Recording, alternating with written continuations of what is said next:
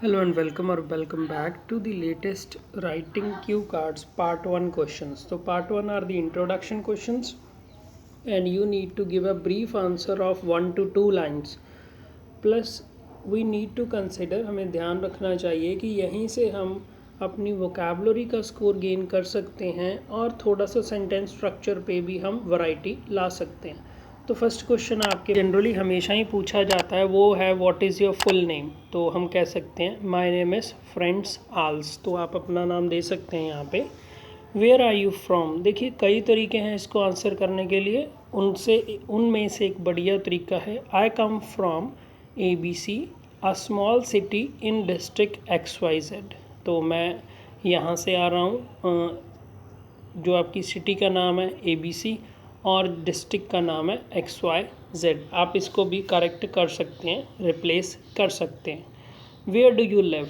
तो यहाँ पे हम शो करेंगे अपनी vocabulary. Presently I dwell in my parents house. देखिए लिव बिल्कुल भी गलत नहीं है, तो इनफॉर्मल टोन देना है, लेक्सिकल में नंबर लेना है, तो आपके लिए मैं ड्वेल को रेकमेंड करूँगा. प्रेजेंटली, अब ये भी एक लॉजिकल कनेक्टर है कि अभी I dwell in my parents house, मैं अपने माँ बाप के घर पे रहता हूँ. It is a 2 storey house painted in red. तो देखिए पेंटेड इन रेड बहुत ही इम्पॉर्टेंट, आपका यहाँ पे हम एक स्ट्रक्चर ही शो कर रहे हैं. प्रेपोजिशन की बहुत ही बढ़िया यूजेज है इनकी. सो पूरा आपका आंसर हो गया.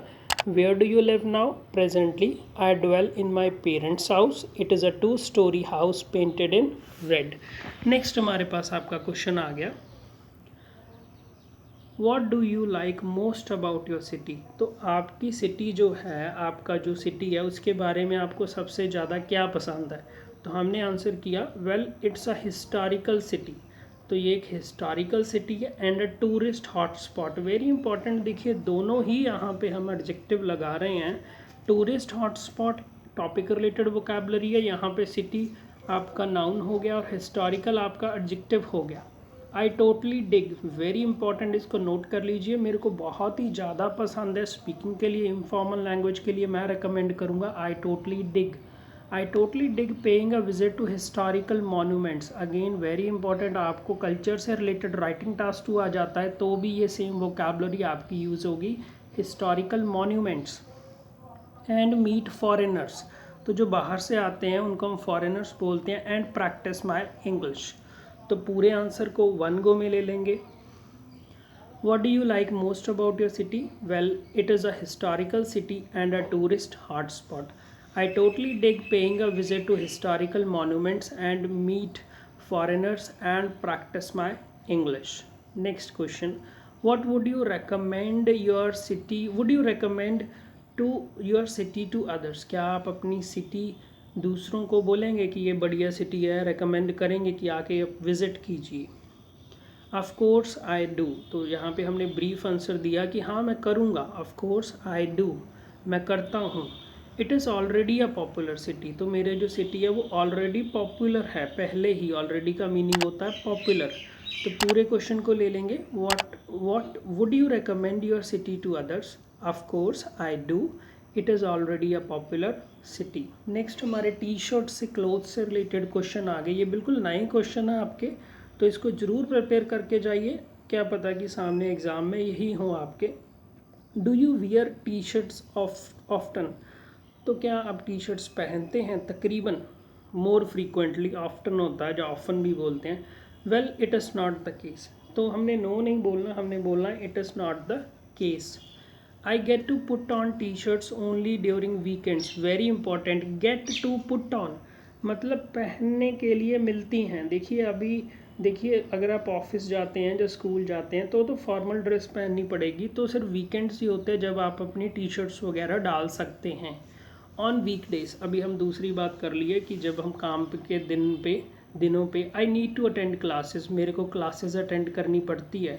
सो आई वियर फॉर्मल ड्रेस. तो मैं फॉर्मल ड्रेस पहनता हूँ. पूरे क्वेश्चन को ले लेंगे. Do you wear T shirts often. Well it is not the case. I get to put on t-shirts only during weekends. On weekdays I need to attend classes, so I wear formal dress. Next question आ गया. Do you wear a T shirt, did you wear a T shirt when you were a child, तो क्या आप T shirt पहनते थे जब आप बच्चे थे। तो यहाँ पे हमने लॉजिकल कनेक्टर से आंसर शुरू किया। As far as I remember, very important, जितना मेरे को याद है। As far as I remember I use to wear it on a regular basis, मैं उससे पहनता था, किसको, टी शर्ट को पहनता था रोज़ाना। तो रोज़ाना पहनना होता है ऑन अ रेगुलर बेसिस, इसको नोट कर लीजिए आप। After school I use to go to playground to practise basketball and I use to wear T shirts, तो मैं कब टी शर्ट पहनता था, स्कूल के बाद मैं प्ले ग्राउंड में बास्केटबॉल की प्रैक्टिस करने जाता था और मैं टी शर्ट्स पहनता था। तो इस आंसर को वन गो में ले लेंगे। Did you wear a T shirt when you were a child, as far as I remember I use to wear it on a regular basis, after school I use to go to play ground to practice basketball and I used to wear t-shirts। Next question हमारे पास आ गया, last question है इस part 1 का। तो अगर अभी तक आपने सब्सक्राइब नहीं किया है और तो सब्सक्राइब बटन हिट कीजिए और लाइक बटन भी हिट कर दीजिए, क्लिक कर दीजिए। Did you wear enjoy T shirts as a child, क्या आपको पसंद था टी शर्ट्स पहनना जब आप बच्चे थे। If you go by my way, very important, देखिए इनफॉर्मल टोन है, अगर आप मेरे अनुसार चलें, अगर आप मेरी माने, T shirts were my most favourite type of clothing, जो टी शर्ट थी वो सबसे पसंदीदा टाइप ऑफ क्लोथिंग का मतलब होता है कि जो मैं पहनता था, जो कपड़े थे।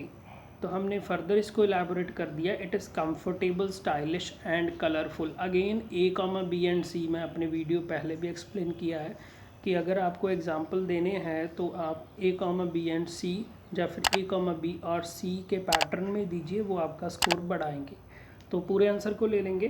Did you wear enjoy T shirts as a child, if you go by my way, T shirts were my most favourite type of clothing, it is comfortable, stylish and colorful।